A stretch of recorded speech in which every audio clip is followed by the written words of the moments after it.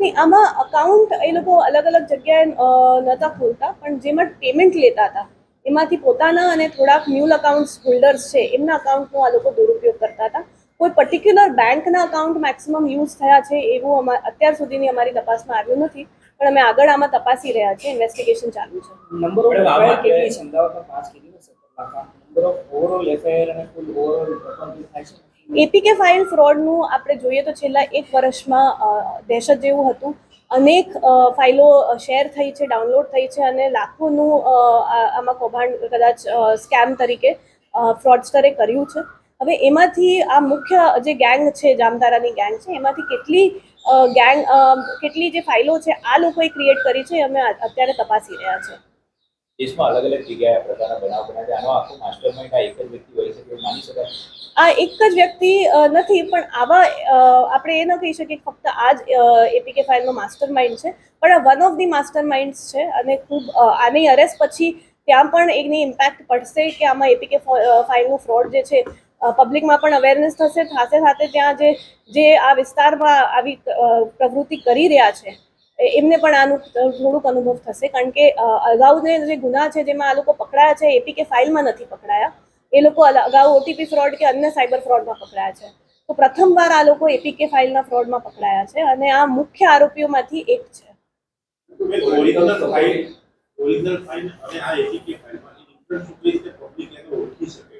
જે APK file હોય છે એના કોઈ પણ હોઈ શકે, એક મેરેજના ઇન્વિટેશન કાર્ડ કે કોઈ પણ ઇન્વિટેશન કાર્ડના નામથી હોઈ શકે કે આરટીઓના નામથી, પણ એનું એક્સટેન્શન જે હોય છે .apk હોય છે, એટલે લાસ્ટના 3 શબ્દોમાં ડોટ અને એના પછી એપીકે લખી આવતું હોય છે.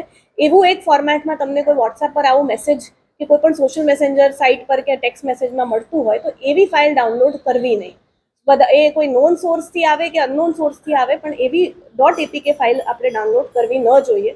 અને જો ભૂલથી ડાઉનલોડ થઈ ગઈ હોય તો તરત 1930માં કોલ કરીને એની જાણ કરવી જોઈએ કે નજીકના પોલીસ સ્ટેશનમાં જાણ કરવી જોઈએ. અમારી પાસે એક ફરિયાદી આવ્યા હતા જેમને સાબરમતી ગેસ લિમિટેડનું કનેક્શન તમારું રદ થઈ જશે જો તમે તાત્કાલિક આમાં પેમેન્ટ નહીં કરો એવો મેસેજ મળ્યો હતો. એના પછી એને એક એપીકે ફાઇલ ડાઉનલોડ કરી હતી અને ત્યારબાદ એના ખાતામાંથી 6,68,000 રૂપિયા નીકળી ગયા હતા. તો આ એપીકે ફ્રોડ જે છે એ નામનું એક ફરિયાદ એને દાખલ કરી હતી અને એમાં અમે આગળ તપાસ કરી હતી. તપાસ કર્યા પછી અમને ખૂબ સફળતા મળી છે, કારણ કે જે મુખ્ય આરોપી છે, જે એપીકે ડેવલપર છે, એને અમે પકડી પાડ્યા છે. એની સાથે અમે 2 અન્ય આરોપીઓને પણ પકડ્યા છે. જે આ ત્રણેય આરોપી ઝારખંડના જામતારા બેલ્ટથી છે, ગિરિદી ત્યાંથી છે અને જે મુખ્ય આરોપી છે પૂર્ણાનંદ મુકેશ તિવારી, એને અમે ચાલુ ટ્રેનમાં બેંગોલથી પકડ્યા છે. એ મુંબઈથી પૈસા લઈને બેંગોલ જતો હતો અને કિશનગંજ જે વિસ્તાર છે રેલવે પોલીસનો, ત્યાંથી અમે રેલવે પોલીસની મદદથી આરપીએફમાં ખાસ કરીને divisional security commissioner Shri Sandeep Kumar તથા એમની ટીમ, ઇન્સ્પેક્ટર હૃદયેશ કુમાર અને આરપીએફની આખી ટીમે ચાલુ ટ્રેનમાંથી મુખ્ય આરોપીને પકડ્યો હતો જ્યારે ભાગવાની ફિરાકમાં હતો. એ સાથે 2 બીજા આરોપી વિકાસ દાસ અને સીતારામ મંડલ, એ બંનેની ધરપકડ કરી છે. તો કુલ આ આખું એપીકે ફ્રોડનું અમે પર્દાફાશ કર્યું છે સાયબર ક્રાઇમ બ્રાન્ચમાં. કેટલા ગુનાનો ભેદ ઉકેલાયો છે અને આરોપીનું નામ શું? જે પ્રથમ આરોપી છે, જે મુખ્ય આરોપી છે એ પૂર્ણાનંદ તિવારી છે. એ ઝારખંડથી છે, ગિરિદીથી છે. એનું કામ હતું કે આ એપીકે ડેવલપ કરતો હતો. તે સાથે ટેલિગ્રામમાં બોટ પણ ડેવલપ કરતો હતો અને આમાં અમને જે બોટના જે ખાસ મિસયુઝ છે એનું પણ પર્દાફાશ થયું છે. એને કુલ મિલાઈને 18 બેંકના એપીકે ફાઇલ બનાવ્યા છે. ખાલી બેંકના એપીકે ફાઇલ્સ નહીં, એને આરટીઓના ચલનની પણ એપીકે ફાઇલ એના ડિવાઇસીસમાંથી અમને મળી છે અને ઇવન સિક્યોરિટી અને સર્વિસ પ્રોવાઇડરના કસ્ટમર સપોર્ટના પણ ઘણા બધા એપીકે ફાઇલ અમને મળ્યા છે. એ આ એપીકે ફાઇલ દર મહિને 12,000માં વેચતો હતો. એવરેજ એના મહિનાના 300 થી 400 ક્લાયન્ટ હતા જે આ એપીકે ફાઇલ ખરીદનાર હતા અને એ ક્લાયન્ટ દ્વારા એને મંથલી 40 થી 50 લાખ રૂપિયા મળતા હતા.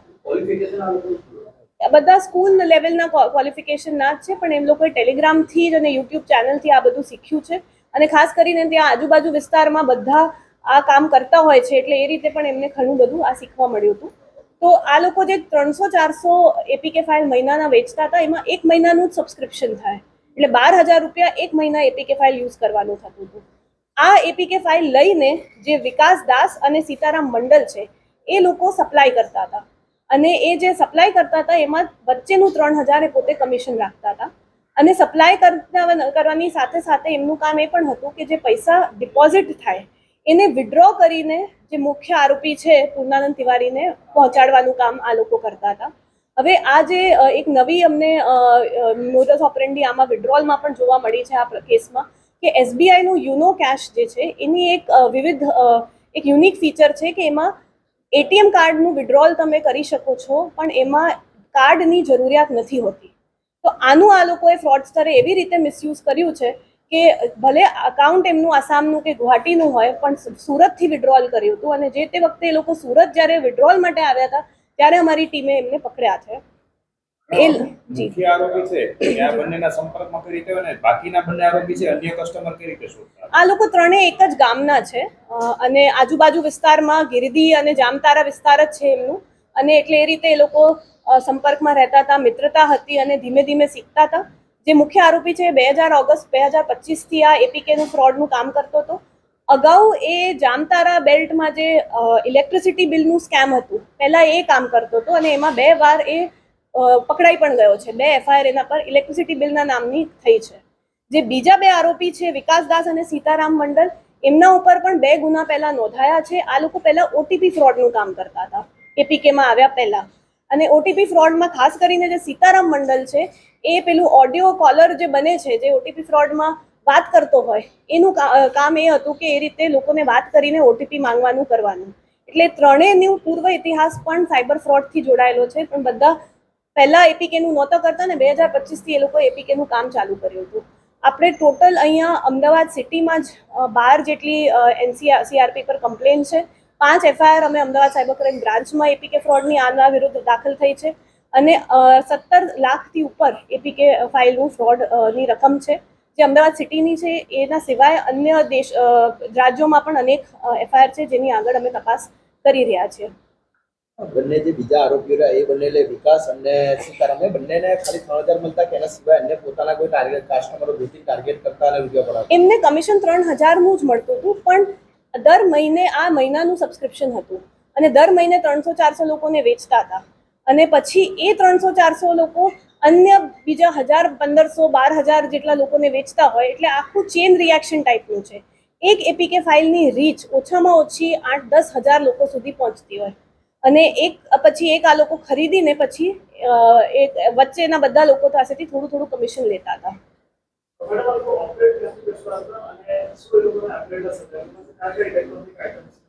ઇલેક્ટ્રોનિક આઇટમમાં ખાસ કરીને એ લોકો એપ્સનો ઉપયોગ કરતા હતા. તો જે મેઇન જે તિવારી છે એની પાસે લેપટોપ હતું, અને એ થોડુંક ડેવલપમેન્ટનું કામ કરતો હતો, અને ટેલિગ્રામ ચેનલ અને ટેલિગ્રામ બોટનું એ ખૂબ ઉપયોગ કરતો હતો.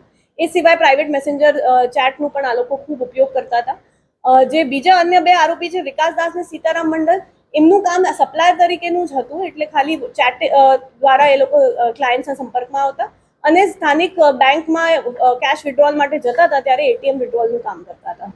ચાલુ ટ્રેનમાંથી એક આરોપીની ધરપકડ કરી, એની પાસેથી કેટલા રૂપિયા મળ્યા, ક્યાંથી લઈને ક્યાં જતો હતો, અને આ રૂપિયામાં તેનો હિસ્સો કેટલો અને મુખ્ય આરોપીને કેટલા આપવાના? જે મુખ્ય આરોપી છે એ અમારી ટીમ જ્યારે મુંબઈ ગઈ હતી મુખ્ય આરોપીને પકડવા માટે, ત્યારે એને ખબર પડી ગઈ, અને એ કોલકાતા જતા રહ્યા હતા. કોલકાતાથી કિશનગંજ તરફ એ આગળ જતા હતા એ ટ્રેનમાં. એટલે એ ટ્રેનમાં, ચાલુ ટ્રેનમાં અમારી ટીમ અને સાથે સાથે ત્યાં ડિવિઝનલ કમિશનર જે છે કિશનગઢ ઇન્સ્પેક્ટર, એમની ટીમ ત્યાં પહોંચી ગઈ હતી, અને આ મુખ્ય આરોપીને ઓળખ કરીને, એના હાથમાં ટેટુ છે એનાથી ઓળખ કરીને એની ધરપકડ કરી હતી. એની પાસે ડિવાઇસીસ જ મળ્યા હતા, પૈસા કંઈ મળ્યા નહોતા રોકડ, પણ ડિવાઇસ મળ્યા હતા જેમાંથી મુખ્ય મળ્યા છે, પુરાવા મળ્યા છે. આરોપીઓ છેલ્લા કેટલાક સમયથી આરટીઓ ચલાણ, એ સિવાય અન્ય કઈ બાબતોની એ લોકોએ ફાઇલો બનાવી હતી? આપણે બધું 16 બેંકની પણ મેઇનલી એ લોકો બેંકોની એપીકે ફાઇલ બનાવતા હતા. એમાં તમામ બેંકો છે, એસબીઆઈ છે, એચડીએફસી છે, એક્સિસ છે, સરસ્વત બેંક છે, ઇન્ડસઇન્ડ બેંક છે, અનેક પ્રાઇવેટ અને સરકારી બેંકો, 18 જેટલી બેંકોની એપીકે ફાઇલ એ લોકો બનાવતા હતા. તે સિવાય કસ્ટમર સપોર્ટ સેન્ટર તરીકેને પણ એપીકે ફાઇલ અમને એમના ડિવાઇસીસમાં મળી છે, અને જે ટેલિગ્રામ બોટ છે એમાં પણ મળી છે, અને આરટીઓ ઈ ચલનની પણ ફાઇલ અમને મળી છે. ક્યારેક આરટીઓ જે એપીકે ફાઇલ મોકલવા એમાં જે તે વાહનનો રજીસ્ટ્રેશન નંબર પણ કદાચ આવતો હતો, જી તો એ પર્ટિક્યુલર વ્યક્તિને ટાર્ગેટ કેવી રીતે કરતા હતા એ કોઈ અંગે માહિતી? નહીં, આમાં એ લોકો એ રીતે નહોતા ટાર્ગેટ કરતા, એક એપીકે ફાઇલ બનાવતા હતા. જ્યારે એપીકે ફાઇલ કોઈને મળે ત્યારે જે માહિતી છે થોડી ઘણી એમની પાસે લીક ડેટામાં માહિતી હોય એને ઇન્ટિગ્રેટ કરતા હતા. બાકી વોટ્સએપ હેક થઈ જતું હતું અને ડિવાઇસ હેક કર્યા પછી એ લોકો બેન્કિંગના ક્રિડેન્શિયલ્સ લઈ લેતા હતા અને એ રીતે બેન્કિંગ ટ્રાન્ઝેક્શન કરતા હતા. અનેકવાર માહિતી એમની પાસે હોય તો એ સાચી માહિતી ફ્લેશ થતી હતી અથવા માહિતી વગર પણ એ આ એપીકે ફાઇલ મોકલતા હતા. સસ્પિશિયસ અકાઉન્ટ્સ હતા એ લોકોને બેંક અકાઉન્ટ ખોલાવવામાં